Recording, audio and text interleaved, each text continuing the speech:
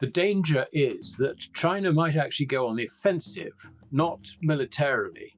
I mean, there's a lot talked about, China invading Taiwan and so on. I would dismiss that. I just don't see that.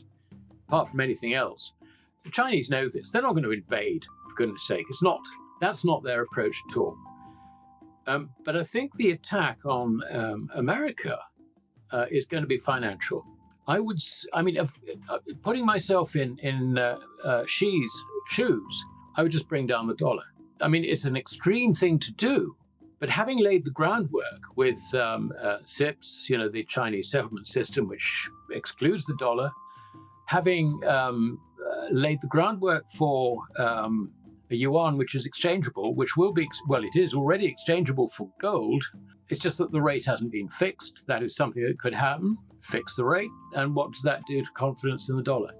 I think it kills it. So there are moves on the financial side which the Chinese can do. They've still got something like 600 billion of US treasuries. They've probably hedged the risk in that to a large degree. We don't know. But that's something which they could bring into play. I think also there's a feeling that Trump's targeting BRICS because, for a start, Argentina accepted membership of BRICS, and then when Milei got in, that was rescinded for American support, as it were.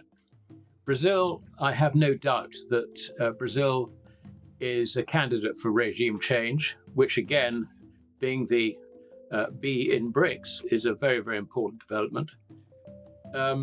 You've also got conflict over copper developing, I think, in the Democratic Congo Republic, or DRC, Democratic Republic of Congo, and also Zambia, which is trying very, very hard to stay neutral in all this. So you can see that things are actually hotting up, particularly on the commodity side.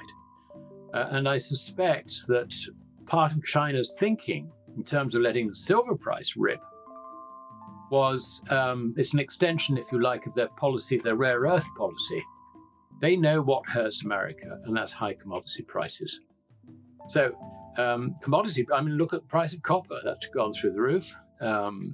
So I think there are some very, very big headwinds heading America's way. And this is not the way to deal with Trump is not to try and declare war on him or escalate military conflict, but basically undermine his currency, and that will make him powerless.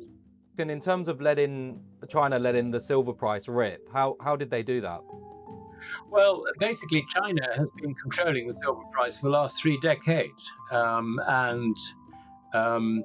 It started with the rare earths. It decided, you ain't getting rare earths. And when the silver price started rising, I think China realized that it had to make a choice. Do we continue to suppress the price at the risk that we lose our strategic stocks, because they built up strategic stocks? I mean, bear in mind that China is the second largest silver miner, and also it is the largest processor of both silver, doré, and also metallic ores, copper, zinc, lead, and all the rest of it, where you find silver. So they have accumulated huge quantities of silver. They have been the swing factor in the price. That is absolutely clear if you actually look at the facts. So what she's done basically is she's decided to not completely remove supplies into the West, but to control them more closely.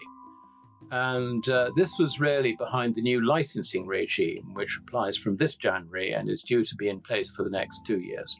President Xi did 2 things. They announced an acceleration of the free trade agreement, or a move towards a free trade agreement between China, South Korea, and China. Now, okay, there's been change of government, if you like, in Japan. But the other thing he did was a whistle-stop tour around Southeast Asia. And that was followed not long after by an announcement from the Shanghai Gold Exchange that they were opening a vault in Hong Kong. And also in, guess where, Saudi Arabia. So This is clearly preparation for an exchange rate to be fixed between the yuan and gold at the time when it is appropriate to do so. And that time, in my view, and this is, you don't have to be the brain of anywhere to work this one out, is bound to be when the Chinese feel they've got to protect the yuan from a collapsing Western financial system. And that collapsing financial system, I think, is probably tied up very much with the equity bubble in America, the credit bubble, in effect. When that goes pop, then the whole system is going to be destabilized. And that, I think, is going to be the big story in the first half of 2026. And it will kill the dollar as well. I mean, from that point, the dollar is really going to go down. The value of any fiat currency is not only dependent on changes in its quantity, but also changes in the faith people have in it, the people who actually have in this currency. Now, that faith is deteriorating. I mean, you can see with the Chinese moves basically to take the whole of the BRICS and the Shanghai Cooperation Organization away from the dollar. Introducing, I mean, all this stuff about unit and all the rest of it is actually hogwash. What they're doing is quite simple. They're doing a Bretton Woods Mark III, and that is a currency system which is based on a yuan, which for trade settlement purposes will be tied to the value of the dollar. I don't see the Chinese public being allowed to exchange their yuan for gold. Sorry, tied to gold, I should say. I don't see them being able to exchange their yuan for gold. But at the international trade level, countries will be swapping yuan for gold and gold for yuan. That's the whole point. The only thing we don't know at this stage is what the fixed rate will be, and there will be a fixed rate. That way, the yuan for international trade purposes becomes a gold substitute. They won't need to hold gold, they can hold yuan. And that's basically where it is going. And the dollar will be out of it completely.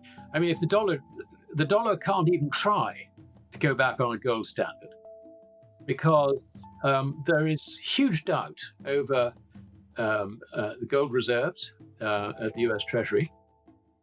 We know, for example, that a lot of gold disappeared into the market when they tried to rig the market in the 70s to drive gold out of the system.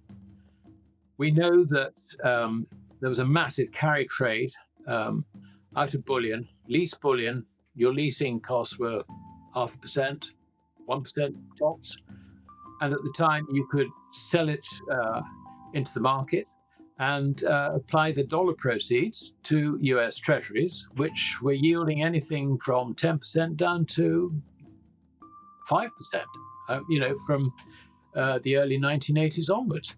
So where did that go? Well, an analyst called Frank Veneroso reckoned that it all went into the market, never to be seen again.